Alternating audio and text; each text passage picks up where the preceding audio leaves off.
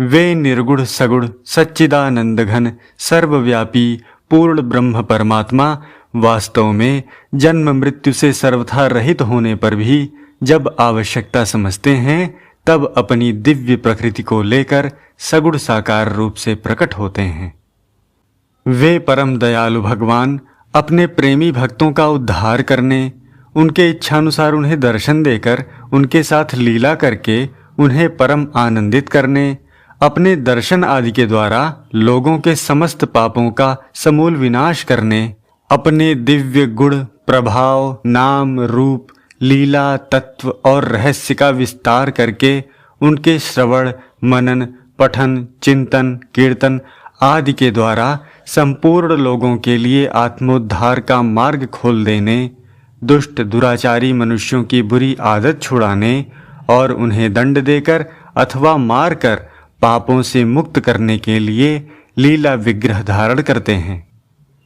वे वेद शास्त्रानुकूल आचरण करके धर्म का महत्व दिखलाकर अपनी लौकिक अप्रतिम दिव्य प्रभावशालिनी वाणी के द्वारा धर्म के तत्व का उपदेश देकर मनुष्यों के अंतःकरण में वेद शास्त्र धर्म परलोक महात्मा और अपने पर श्रद्धा उत्पन्न कराकर सदाचार सद्गुण और सद्भावों में विश्वास प्रेम उत्पन्न कराकर तथा लोगों को उन्हें दृढ़ता से धारण कराकर संसार सागर से उनका उद्धार करने के लिए राम कृष्ण नरसिंह आदि स्वरूपों से प्रकट होते हैं। भगवान का अवतार विग्रह दिव्य अलौकिक और अद्भुत होता है। वे परमात्मा माया के वश में होकर जन्म नहीं लेते, किंतु अपनी विद्यामयी प्रकृति को अपने वशीभूत करके योग माया से प्रकट होते हैं। यह भगवान का प्रकट होना जीवों के जन्म की अपेक्षा बहुत ही विलक्षण और दिव्य है।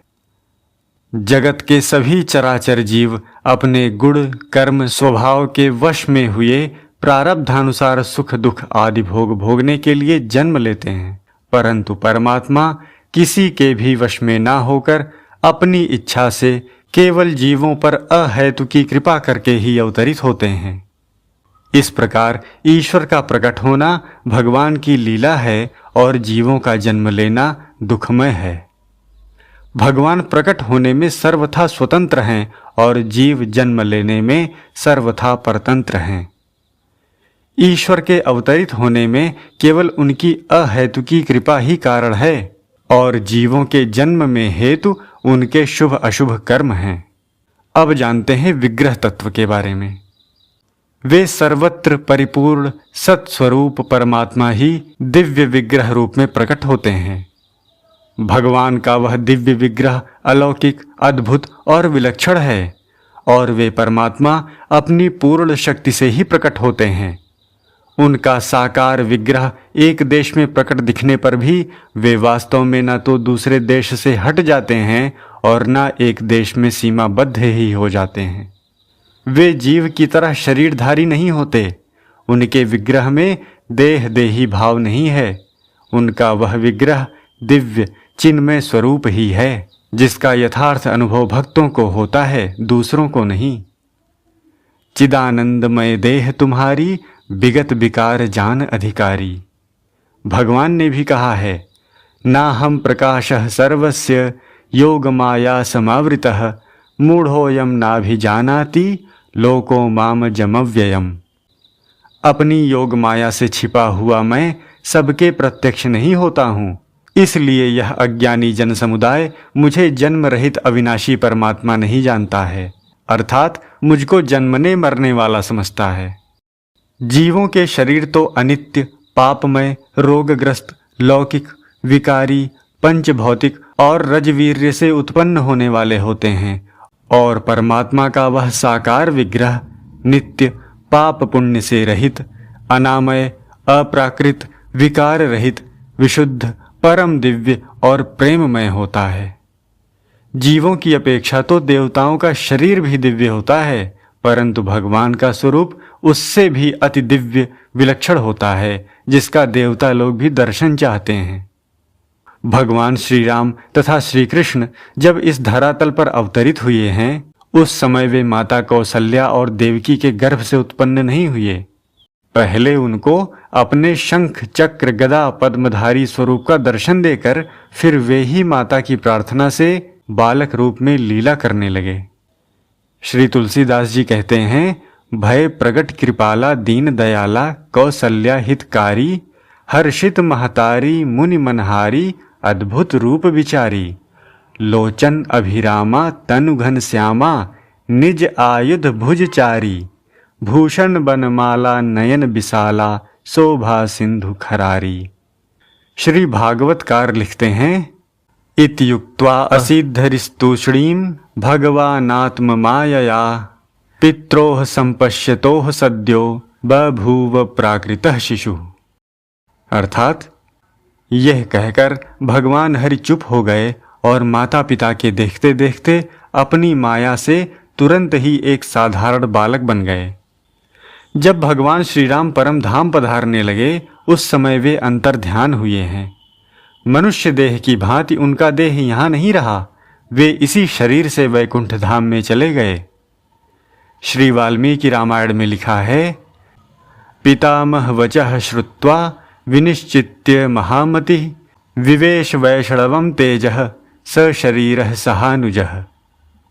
महापति भगवान ने पितामह ब्रह्मा जी के वचन सुनकर और तदनुसार निश्चय कर तीनों भाइयों सहित अपने इसी शरीर से वैष्णव तेज में प्रवेश किया। इसी तरह भगवान श्री कृष्ण के लिए भी ऐसे ही वचन मिलते हैं। श्रीमद् भागवत में लिखा है, लोकाभिरामां स्वतनुम धारणा ध्यान मंगलम योग धारणया आग्नेया दग्ध्वा धामा विशत्स्वकम। धारणा और ध्यान के लिए अति मंगल रूप अपनी लोकाभिरामा मोहनी मूर्ति को योग धारणा जनित अग्नि के द्वारा भस्म किए बिना ही भगवान ने अपने धाम में प्रवेश किया।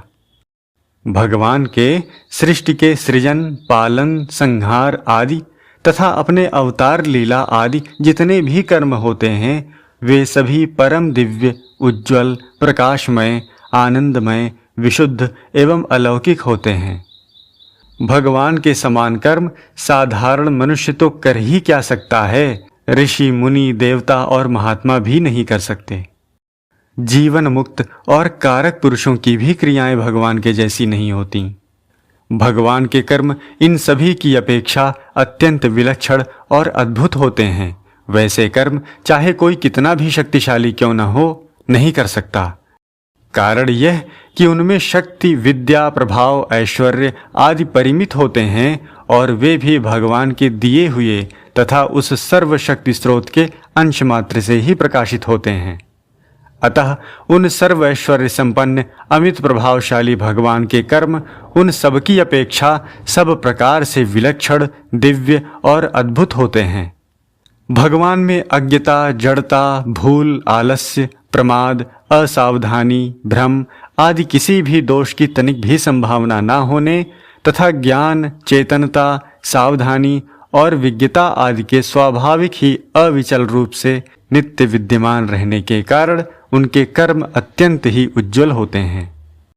इसलिए उनके लीला कर्मों का तथा गीता आदि परम रहस्यमय उपदेशों का संसार में जितना ही श्रवण, मनन, पठन, कथन, कीर्तन आदि के द्वारा विस्तार किया जाता है उतना ही प्राणी मात्र के हृदय में अज्ञान, अंधकार, जड़ता आदि का विनाश होकर परम दिव्य प्रकाश में ज्ञान का साम्राज्य छा जाता है।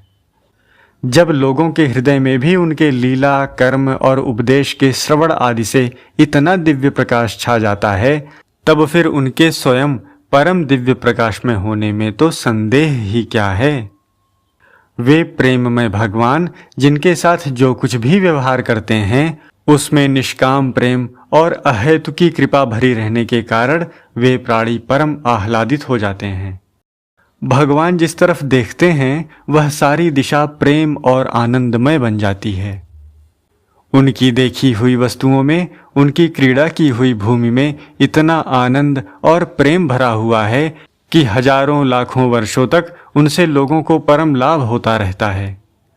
भावुक प्रेमी भक्त उन लीला स्थलियों में निवास करते हैं और जन्म मरण आदि सांसारिक दुखों से सर्वथा मुक्त होकर उस परमानंद का प्रत्यक्ष अनुभव करते हैं। जो भगवान के अनुकूल होकर प्रेम रखते हुए श्रद्धा बुद्धि से उनके दर्शन आदि करते हैं, उनके आनंद लाभ में तो कहना ही क्या है। जो द्वेष भाव से भगवान से विरोध रखकर विपरीत आचरणों में ही लगे रहते हैं, उनको भी भगवान दया परवश हो अपने हाथों से मारकर अपना परम दिव्य आनंदमय धाम प्रदान करते हैं। उनको मारने आदि क्रियाओं में भी परम कल्याण भरा रहता है, इसलिए उनकी संपूर्ण क्रिया मात्र ही आनंदमय है।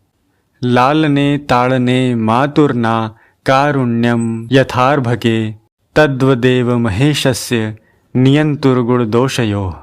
जिस प्रकार माता की बालक पर उसके पालन करने और ताड़ना देने में कहीं अकृपा नहीं होती, उसी प्रकार गुण दोषों पर नियंत्रण करने वाले परमेश्वर की कहीं किसी पर अकृपा नहीं होती। भगवान के सभी कर्म निस्वार्थ भाव से होते हैं, उनमें कहीं जरा भी स्वार्थ नहीं होता। केवल प्राणियों पर अकारण करुणा करने के लिए ही वे निस्वार्थ भाव से कर्मों का आचरण किया करते हैं।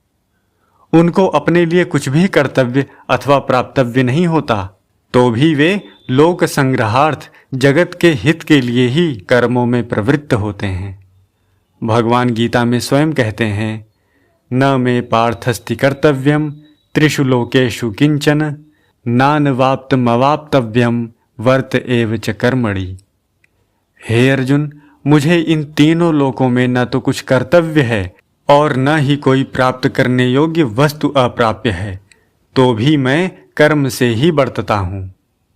भगवान के कर्मों में अपना निजी कोई स्वार्थ या कामना नहीं होती। उनके कर्म निर्मल पाप रहित होते हैं। उनके उपदेश भाव और आचरणों का अनुकरण करने से पापी से पापी भी परम विशुद्ध तरन तारण बन जाता है। इसलिए भगवान के कर्म परम विशुद्ध और निर्विकार होते हैं। भगवान के कर्म अलौकिक होते हैं। जहाँ देवताओं की भी कल्पना नहीं पहुँच पाती और जो बिल्कुल असंभव होते हैं, उन कर्मों को भी वे संभव कर दिखाते हैं। उनकी तो माया ही अघटन घटनापटीयसी है। फिर उन माया के एकमात्र अधीश्वर परमात्मा के कर्म सर्वथा ही अलौकिक हों, इसमें तो कहना ही क्या है। जैसे सर्वत्र परिपूर्ण सामान्य अग्नि साधनों से साकार रूप में प्रकट हो जाती है, उसी प्रकार वह सर्वत्र अस्थि रूप से प्रतीत होने वाला निर्गुण सत्तत्व ही कृपा और प्रेम के वश होकर दिव्य विग्रह रूप में प्रकट होता है। अब जानते हैं प्रकाश तत्व के बारे में। भगवान के विग्रह का प्रकाश दिव्य होता है। वह निर्गुण सर्वव्यापी चिन्मय स्वरूप ही स्थूल रूप से प्रकाश रूप में आता है। वह प्रकाश प्राकृत नेत्रों का विषय नहीं होता, दिव्य चक्षु से ही देखा जा सकता है।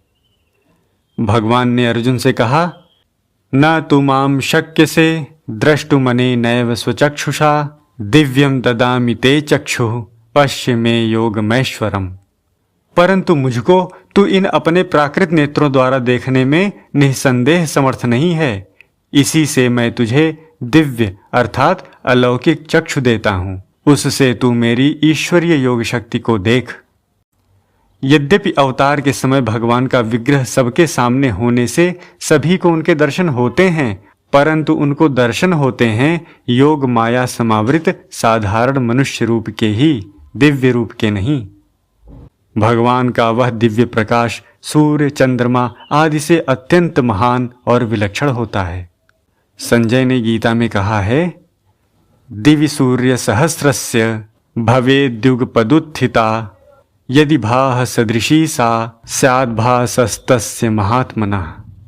आकाश में 1000 सूर्यों के एक साथ उदय होने से उत्पन्न जो प्रकाश हो, वह भी उस विश्वरूप परमात्मा के प्रकाश के सदृश कदाचित ही हो। जैसे सूर्य का प्रकाश होता है, भगवान के विग्रह का भी उसी तरह प्रकाश होता है, किंतु उसमें तीक्ष्णता, उष्णता और दुर्निरीक्षता नहीं होती। भगवान के विग्रह के प्रकाश में तेजी सूर्य से भी बहुत अधिक होती है, किंतु सूर्य की तरह तीक्ष्णता नहीं होती। वह तो चंद्रमा की तरह नहीं, चंद्रमा से भी अत्यंत विलक्षण सौम्य, शांत, शीतल और नेत्राकर्षक होता है। वास्तव में वह सूर्य चंद्रमा जैसा ही नहीं है और न उसे सूर्य चंद्रमा प्रकाशित ही कर सकते हैं। भगवान का प्रकाश इनसे बहुत विलक्षण होता है।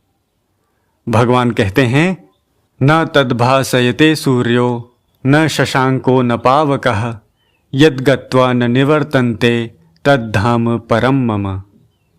जिस परम पद को प्राप्त होकर मनुष्य लौटकर संसार में नहीं आते, उस स्वयं प्रकाश परम पद को न सूर्य प्रकाशित कर सकता है, न चंद्रमा और न अग्नि ही। वही मेरा परम धाम है। वास्तव में सूर्य, चंद्रमा आदि भी तो भगवान के प्रकाश से ही प्रकाशित होते हैं। तब वे उसे कैसे प्रकाशित कर सकते हैं? क्योंकि उनमें वह तेज भी भगवान का ही तेज है। यदादित्यगतम तेजो जगत भासयते अखिलम यच्चंद्रमसि यच्चाग्नौ तत्तेजो विद्धि मामकम। सूर्य में स्थित जो तेज संपूर्ण जगत को प्रकाशित करता है तथा जो तेज चंद्रमा में है और जो अग्नि में है, उसको तू मेरा ही तेज जान। सूर्य चंद्रमा का प्रकाश तो पार्थिव पदार्थों से आवृत हो जाता है, उसकी छाया भी पड़ती है, परंतु भगवत विग्रह का प्रकाश चाहे पहाड़ भी बीच में क्यों न आ जाए, आवृत नहीं होता और न उसमें छाया ही पड़ती है। वह प्रकाश दिव्य चिन्मय होता है और सूर्य चंद्र का प्रकाश भौतिक होता है। चिति शक्ति स्वयं आत्म स्वरूप है। वही बुद्धि तत्व से जानने पर ज्ञान रूप से प्रतीत होती है और वही नेत्र रूप से दिखने पर प्रकाश रूप से प्रकट दिखने लगती है। तत्वतः वह चिति, भाति और प्रकाश एक ही वस्तु है। अब जानते हैं प्रेम तत्व के बारे में। ये निर्गुण, आनंदमय, सर्वत्र परिपूर्ण परमात्मा ही प्रेम रूप से साकार विग्रह के रूप में प्रकट होते हैं। परमात्मा का प्रेम बड़ा विलक्षण है। परमात्मा का दिव्य विग्रह प्रेममय होता है, जिसके दर्शन करने से खर, दूषण, जरासंध जैसे विरोधी जीवों के भी चित्त उस ओर जबरन खींचे जाते हैं। उनके उस प्रेममय विग्रह में विलक्षण आकर्षण होता है। जहाँ भगवान की कथा होती है, लीला विग्रह आदि का वर्णन होता है, वहाँ भी प्रेम, आनंद और शांति की बाढ़ सी आ जाती है। सर्वत्र परम शांतिमय वातावरण छा जाता है। उस वर्णन को सुनकर श्रद्धालु प्रेमियों का हृदय प्रेम से तर हो जाता है। उनके नेत्रों से आंसुओं की धारा बहने लगती है। कंठ गदगद हो जाते हैं, वाणी रुक जाती है और समस्त अंग पुलकित हो उठते हैं। इस प्रकार भक्त प्रेम में मतवाले हो जाते हैं। श्री नंददास जी कहते हैं, कृष्ण नाम जब श्रवण सुन्योरी भूली री भवन मैं तो बावरी भईरी। जब उसकी कथा वार्ता सुनने से भी इतना असर पड़ता है, तब वह स्वयं कितना प्रेममय है, इसका अनुभव तो परम प्रेमास्पद भगवान के दर्शन किए हुए सच्चे प्रेमी भक्त ही कर सकते हैं।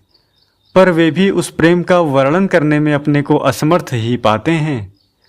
प्रेम का स्वरूप वर्णन करते हुए श्री नारद जी कहते हैं, अनिर्वचनीयम प्रेम स्वरूपम मूका स्वादनवत प्रकाशते क्वापि पात्रे गुण रहितम कामना रहितम प्रतिक्षण वर्धमानम विच्छिन्नम सूक्ष्मतरम अनुभव रूपम। नारद भक्ति सूत्र। प्रेम का स्वरूप अनिर्वचनीय है।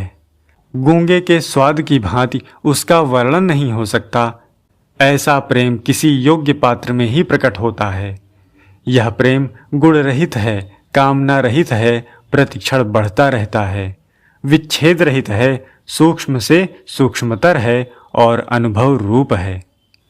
जो इस प्रेम के तत्व को जान जाता है, वह स्वयं प्रेम में ही बन जाता है। उसे प्रेम ही प्रेम दिखता है। प्रेममय भगवान के सिवा उसे अन्य कोई वस्तु नजर ही नहीं आती। यह भगवत प्रेम वाणी का विषय नहीं है। संसार में स्त्री, पुत्र, धन, शरीर, मान, बड़ाई आदि में जो प्रेम देखने में आता है, वह तो प्रेम ही नहीं है, राग है। राग और प्रेम में महान अंतर होता है। राग रजोगुणी है और प्रेम गुणातीत है। गुणों के दायरे से परे की वस्तु है। राग में अपने इंद्रियों की तृप्ति और अपना स्वार्थ रहता है। प्रेम में केवल प्रेमास्पद का आनंद, उसकी प्रसन्नता और अपने स्वार्थ का सर्वथा त्याग रहता है। राग के विषय जड़ भोग रूप पदार्थ होते हैं, परंतु प्रेम का विषय साक्षात चिन्मय परमात्मा होते हैं, जड़ पदार्थ नहीं। जीवों से जो प्रेम किया जाता है उसका भी विषय चेतन ही होता है, क्योंकि प्रेम स्वयं चिन्मय है। पर जहाँ केवल जड़ शरीर की ओर आकर्षण होकर प्रेम होता है, वह प्रेम नहीं, वह तो राग ही कहलाता है। पर वह भी यदि स्वार्थ त्याग पूर्वक केवल उसके हित के लिए ही किया जाता है तो प्रेम ही कहा जाता है। किंतु महापुरुषों से जो प्रेम किया जाता है, वहां यदि शरीर में आकर्षण होकर प्रेम होता है तो भी वह शरीर अन्य जीवों की अपेक्षा अत्यंत विलक्षण होने तथा वहां अपना लौकिक स्वार्थ न होने के कारण वह प्रेम ही माना जाता है। उसका ध्येय परमार्थिक सत्य वस्तु है, अतः वह प्रेम शरीर को लेकर होने पर भी दोषी नहीं है। तथा भगवान में जो कामना सिद्धि के लिए प्रेम किया जाता है, वह भी यद्यपि जड़ वस्तुओं की प्राप्ति के लिए ही है, तो भी भगवान से संबद्ध होने के कारण वह मुक्तिप्रद ही होता है।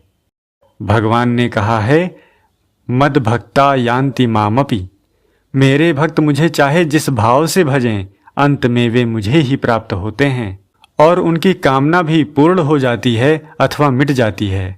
मतलब ये है कि महात्माओं का शरीर प्राकृत होने पर भी उनसे निस्वार्थ प्रेम करने वाले का ध्येय चेतन है, तथा भगवान का विग्रह चेतन रूप होने पर भी उनसे सकाम प्रेम करने वाले का ध्येय जड़ पदार्थ है। ऐसा होने पर भी, अर्थात एक अंश में कमी रहने पर भी, दोनों ही जगह चेतन का संबंध होने से वह प्रेम ही कहा जाता है और उससे निसंदेह कल्याण हो जाता है। पर असली प्रेम तो वह है जो जड़ता रहित, ज्ञानपूर्ण, निष्कलंक, निस्वार्थ, परम शुद्ध और केवल प्रेम के लिए ही होता है।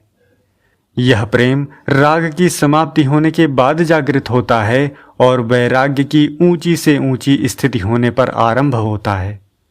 वह प्रेम रसमय, आनंदमय, प्रकाशमय, त्याग रूप, दिव्य और परम शांति रूप है।